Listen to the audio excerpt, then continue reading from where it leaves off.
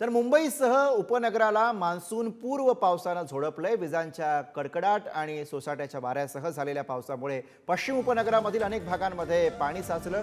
जोगेश्वरीमध्ये सर्वाधिक 63 मिलीमीटर पाऊस बरसला। पाणी साचल्यामुळे अंधेरी सबवे बंद ठेवण्यात आलेला होता। याशिवाय दहिसर, बोरिवली, कांदिवली, मालाड आणि गोरेगाव या भागांमध्ये पावसानं हजेरी लावलेली आहे। अंधेरी आणि कांदिवलीमधली दृश्य आपण बघतोय। दरम्यान मुंबईच्या पश्चिम उपनगरासाठी हवामान खात्यानं जोरदार पावसाचा इशारा दिलाय। अंधेरीमधली दृश्य आपण बघतोय। कशा पद्धतीने या ठिकाणी पाऊस झाला याचा अंदाज या दृश्यांच्या माध्यमातून येईल। काही भागांमध्ये पाणी साचलेलं होतं, तर कांदिवलीमध्ये सुद्धा रस्त्यावरती पाणी साचल्याचं चित्र आपल्याला बघायला मिळते। त्यामुळे याच पाण्यातून अनेकांना वाट काढावी लागली आहे। मुंबईच्या पश्चिम उपनगरामधली ही पावसाची दृश्य।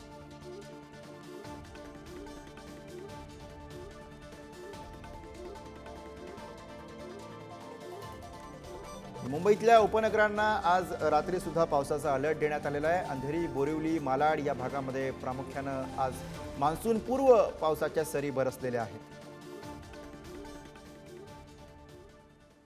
अंधेरीमध्ये मुसळधार पाऊस झाला, त्यामुळे सबवेमध्ये पाणी साचलेलं होतं। मुसळधार पावसामुळे अंधेरीत मोठी वाहतूक कोंडी पाहायला मिळाली। अंधेरी सबवेमधील पाणी आता ओसरलेलं आहे। ही दृश्य आपण बघतोय। अंधेरी सबवेमधली दृश्य, ज्या ठिकाणी पाऊस झाल्यानंतर मोठ्या प्रमाणामध्ये अंधेरी सबवे परिसरामध्ये पाणी साचला, त्यामुळे अंधेरी सबवे हा काही काळ वाहतुकीसाठी बंद करण्याची सुद्धा वेळ आलेली होती। मान्सून पूर्व सरींनी मुंबईकरांची काय दैना केली हे सांगणारी अंधेरी मधली दृश्य आहेत। अंधेरी सबवे परिसरातली दृश्य, त्यामुळे अंधेरी सबवे काही काळ वाहतुकीसाठी बंद करावा लागला होता।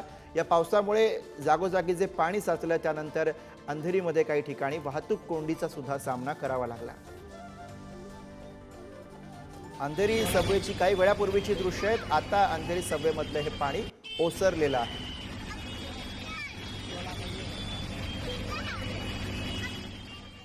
बातमी बदलापुरात नाही। बदलापूरमध्ये जोरदार पावसामुळे रेल्वे रुळाखाली भुयारी मार्गामध्ये मोठ्या प्रमाणामध्ये पाणी साचलं आणि त्यामुळे पूर्वेकडून पश्चिमेला जाण्याचा मार्ग हा बंद झालाय।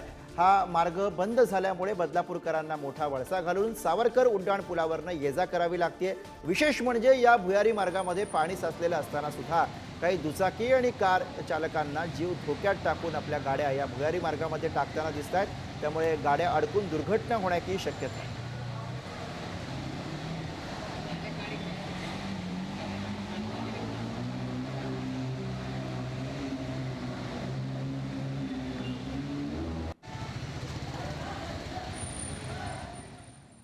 तर तिकडे मुंबईला लागून असलेल्या मीरा भाईंदरमध्ये वादळी वाऱ्यासह पाऊस बरसलेला आहे। संध्याकाळच्या सुमारास सोसाट्याच्या वाऱ्यासह झालेल्या पावसामुळे नागरिकांची चांगलीच तारांबळ उडाल्याचं बघायला मिळालं। या पावसामुळे हवेत काही काळ थंडावा निर्माण झाला आणि त्यामुळे उकाड्यापासून मीरा भाईंदरकरांची सुटका झाली।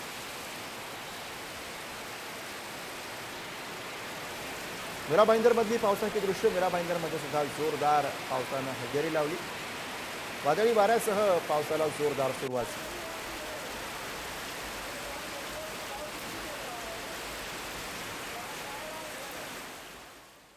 तर मुंबईमध्ये सुरू असलेल्या जोरदार पावसामुळे पवई भागामध्ये एक मोठं झाड उन्मळून पडल्याची घटना घडली। या घटनेमुळे परिसरातील वाहतूक काही काळ विस्कळीत झालेली होती। सुदैवानं या घटनेमध्ये कुठलीही जीवितहानी झाली नाही। मुंबईच्या पवई परिसरामधली घटना आहे, त्याची दृश्य आपण बघतोय।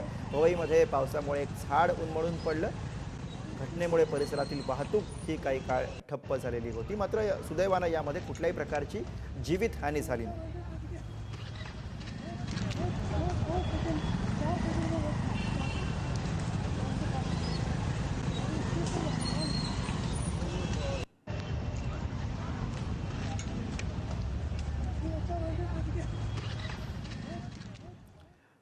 तर इकडे नवी मुंबईमध्ये सुद्धा पावसाला सुरुवात झालेली आहे। सायन पनवेल महामार्गावरती पावसामुळे वाहतूक कोंडी पाहायला मिळाली। खारघर, बेलापूरमध्ये पाऊस झालेला आहे, त्यामुळे नागरिकांची एकच धावपळ आपल्याला पाहायला मिळते। नवी मुंबईमधली दृश्य आपण बघतोय। नवी मुंबईच्या अनेक भागांमध्ये सुद्धा पावसानं हजेरी लावलेली आहे। सायन पनवेल महामार्गावरती या पावसामुळे वाहतूक कोंडी झाल्याचे चित्र काही काळ आपल्याला बघायला मिळालंय।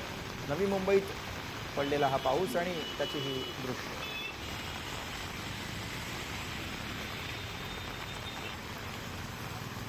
Thank you.